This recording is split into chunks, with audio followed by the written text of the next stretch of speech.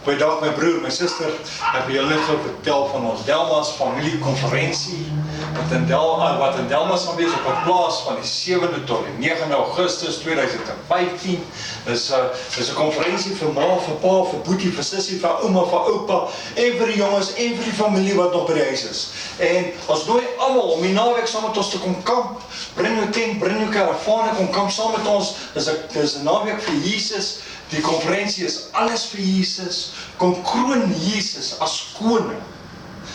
Dit is ons tema en ons nooi almal saam vir die hele naweek. Verskeie sangers wat daar gaan wees, verskeie pastore wat daar gaan wees, daar gaan stalletjies vir jou is.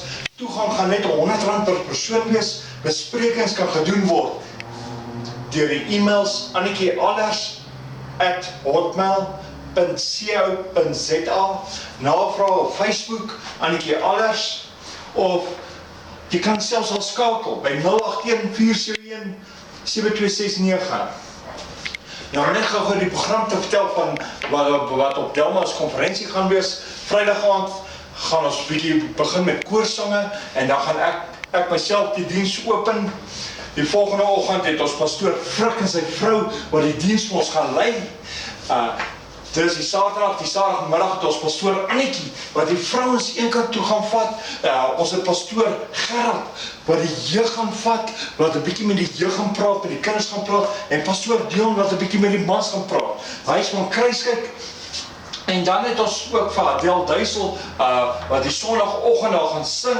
Lucelle wat daar so die Saterdagmiddag saam met pastoor Annetjie gaan sing. En dan die Sondagoggend het ons vir Rihanna. En dan ook die Saterdag aand het ons 'n kampvuur wat ons gaan aansteek en ons gaan saam sing, ons gaan jubel en juig aan die Here saam met pastoor Niels hulle. So ek nooi julle graag uit om die konferensie saam met ons by te woon.